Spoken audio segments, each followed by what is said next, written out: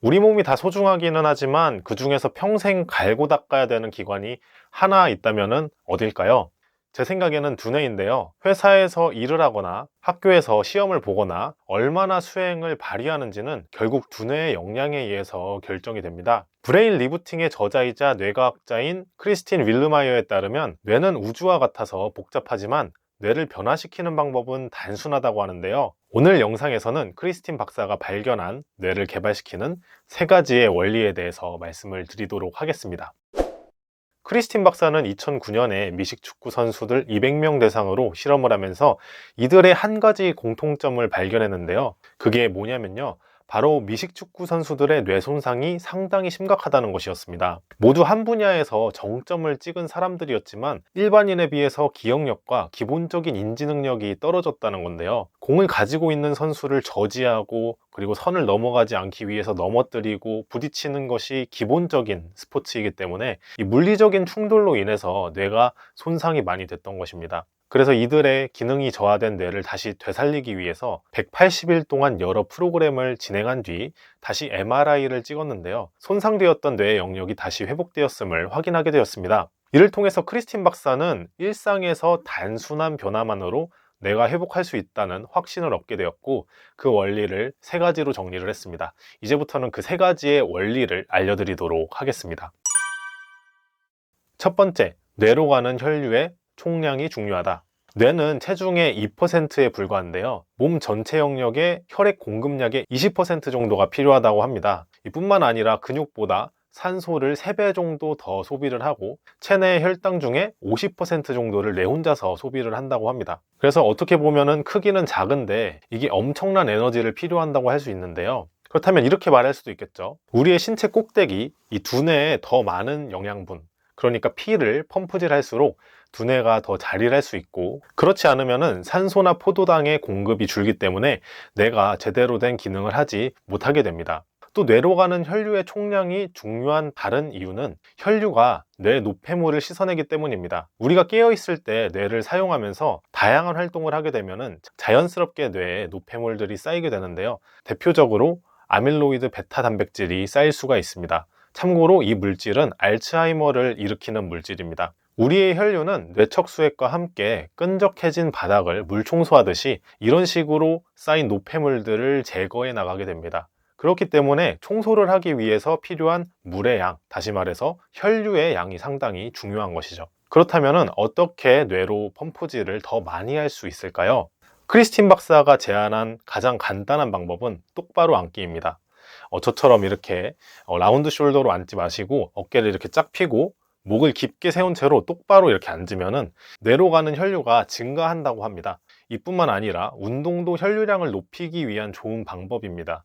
이 운동을 한 사람들은 운동을 하지 않은 사람보다 혈류량이 많았고 그 결과 상대적으로 뇌 회복이 더 빨랐다고 합니다. 크리스틴 박사에 따르면 40분 이상씩 걷던 사람이 뇌 혈류량이 3개월 만에 15%가 증가되었다고 하고 반대로 운동을 열흘만 하지 않아도 30% 이상의 혈류량이 줄었다고 합니다. 운동이라고 해도 거창한 것이 아니라 30분 이상, 40분 이상 걷기만 해도 혈류량이 증가를 한다는 것이죠. 그리고 두 번째 원리입니다. 나이에 상관없이 새로운 뇌세포가 만들어진다. 우리 뇌는 1000억 개의 뇌세포를 가지고 있고 태어날 때부터 함께 성장해서 함께 늙어갑니다. 그렇기 때문에 평생 1000억 개가 유지되지는 않고요. 일반적으로 늙어가면서 매일 수천 개의 뇌세포를 잃게 됩니다. 하지만 크리스틴 박사에 따르면 운동이라든지 식단, 수면, 그리고 영양, 매일의 새로운 경험을 통해서도 이 새로운 뉴런의 성장을 자극할 수 있다고 합니다. 이 운동의 중요성에 대해서 방금 말씀드렸으니까 이제 운동 말고 박사가 정리한 방법들에 대해서 간단히 말씀을 드리겠습니다.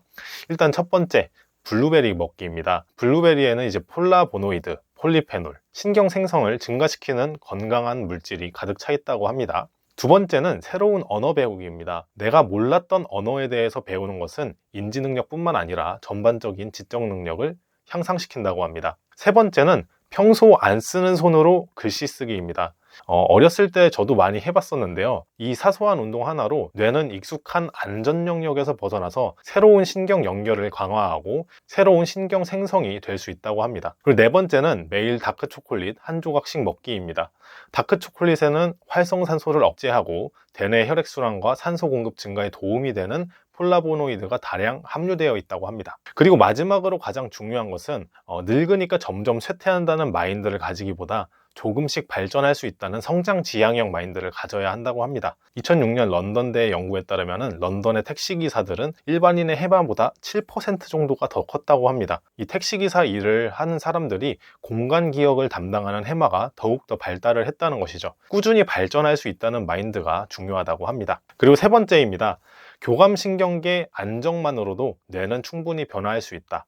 이 교감신경계, 부교감신경계에 대해서 이제 중학교 2학년인가 3학년에 배우는 걸로 알고 있는데, 간단하게 설명을 드리면은 우리가 스트레스 받을 때 나타나는 신체적인 변화가 있죠. 그때 나타나는 것이 교감신경계의 반응입니다. 이 가슴이 두근거리고 손발이 떨리고 또 숨이 이렇게 칵 막히고, 이 현상들은 수백만 년 진화의 기간 동안 보존된 강력한 생물학적인 메커니즘입니다. Fight or flight, 그러니까 싸울 것이냐 아니면은 도망갈 것이냐, 한국어로 투쟁 도피 반응이라고도 하는데요. 이 과거 인간이 자연에서 맹수를 이렇게 딱 직면을 하게 되면은 생존을 위해서 지금 내가 저 애랑 싸울지 아니면은 열심히 도망갈지 이렇게 결정을 하는 시스템이에요. 싸우든 아니면은 튀든 근육에 힘이 필요하죠.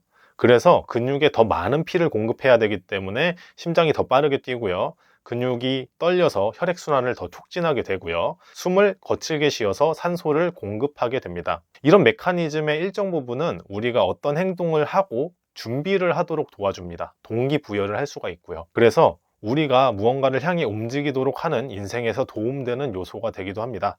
하지만 과도하게 스트레스가 지속이 되는 건요, 두뇌에 상당히 해롭습니다. 장기적인 스트레스가 뇌 혈관을 수축시키고 새로운 신경 생성을 저하시키고 뇌세포를 죽일 수 있다고 합니다.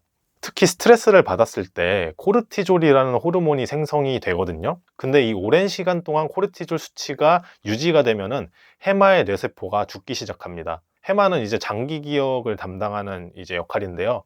스트레스를 지속해서 받으면은 기억력이 나빠지는 이유도 이겁니다. 그렇기 때문에 스트레스로부터 자신을 잘 관리해 주는 것, 그리고 스트레스 요소들이 있으면은 삶에서 약간 분리시켜 주는 것, 그리고 그것을 거리를 두거나 어떤 환경을 교체해 주는 것이 안 된다면은 적어도 스트레스를 대하는 우리의 태도라도 바꿔주는 것, 그러니까 스트레스가 덜 스트레스로 여겨지도록 하는 그런 것들이 필요할 수 있다고 말할 수 있겠습니다.